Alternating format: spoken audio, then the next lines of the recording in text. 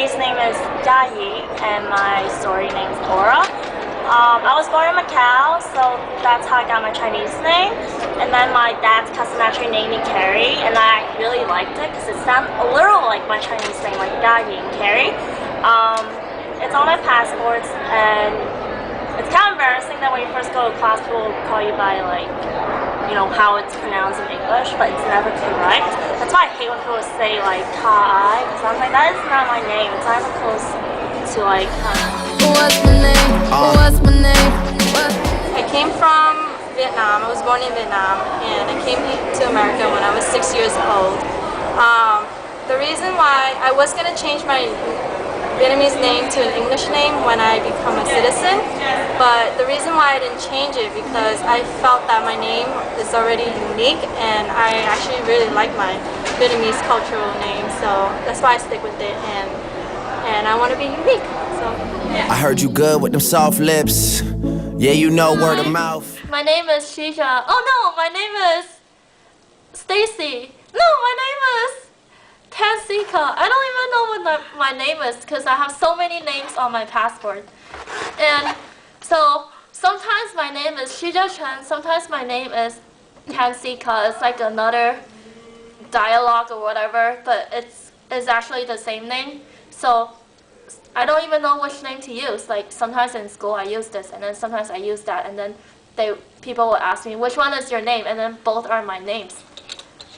So I don't know, it's really weird. So I don't really like using my name, and whenever I introduce myself to other people, they don't understand it. When I'll say like, I'm Shisha, like, oh, what?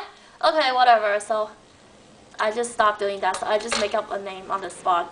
So one of the names that I always make up is Stacy. So when I go to Starbucks or Boloco, I just use Stacy, because when they ask me like, oh, what's your name? I'm like, Stacy. And then when they say, like when my order is done, they'll call on me, and I'll forget that's my name. So yeah, just something like that. 69 is a something, right? Cause I've been trying to work it out. Go. Hailey Pin Tikeo, but 3 years ago, my real name was Pinpana Vongpachana, and that's spelled PHINNPHANA-VONGPHACHANH, and it used to be, or I mean it is, 21 letters long. And I remember when I was in kindergarten, I didn't know how to spell my name because my parents never taught me, and then like I never knew how to spell it, so I used to just write CVS, and my teacher just thought it was really weird, but that's an off-topic story. So in 2007, my parents decided to change their last names from Vongpachana to Tikeo because my dad used Vongpachana to come over to the United States because his sister married this guy from that last name. And so after that guy passed away, my dad decided to go back to his roots and change his name to Tikeo, which is much shorter and much easier to pronounce.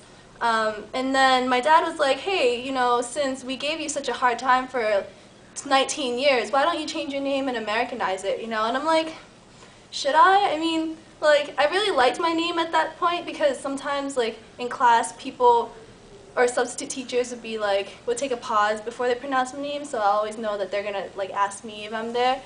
So I don't know, I just thought it was really unique, right? So I thought about it, and I was like, I don't know, I'll change my name. Maybe it'll be easier for me to get a job or something. So then I just picked a name. I did some research, and I really liked Hailey. So that's why I did it that way, and that's why it's spelled a little bit different. It's spelled Haylee. The reason why I keep Hailey Pin Tikeo on my Facebook is just to remind me of what my old name was. So then people will ask, what's your middle name? And then I'll go and tell them the story of my long name. Boy, you stay up on it. You got the something. I'm called Jen Ngo sometimes because I'm Vietnamese. My last name is Ngo. And people can't pronounce the G in there, so sometimes they say no, and sometimes they say Ngo, so I just stuck with that. And my first name is Jennifer, but shorten it to Jen because it's just easier for everyone. My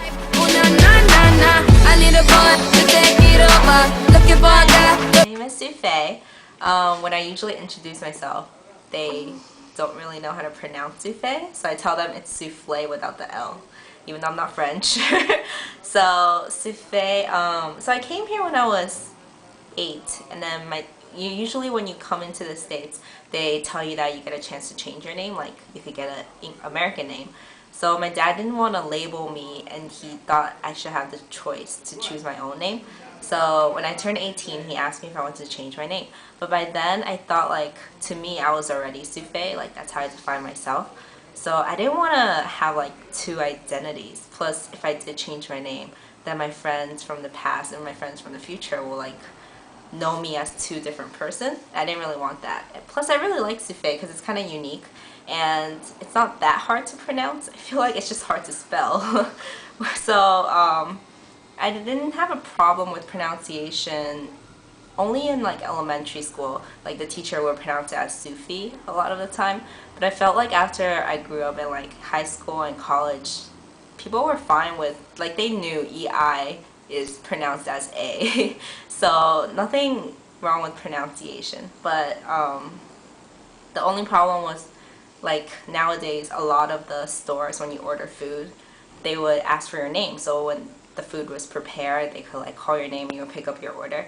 So if I tell them Sufei, they'll like give me this look, like not really sure what to write down on their little paper. So I would spell it for them, but usually it's like kind of noisy. So they would always misspell it, and that kind of got to me. Like, you should, like, I just felt like if I tell you my name is like Cindy, you know how to spell Cindy. If I tell you Sufei, you don't know how to spell it. I felt like it's kind of mistreatment for most of us that have a unique name. So I usually tell them I'm Sophie because it's so close. But then I would forget that I told them my name was Sophie because to me I'm not Sophie. So when my food was actually ready and they said Sophie, Sophie will be like, who's Sophie, you know? So that's the only problem I've run into with my name. But overall, I really like my name. And I hope people who with unique names could, you know, be proud that they have such a unique name that represents them and makes them stand out. What's my name? What's my name?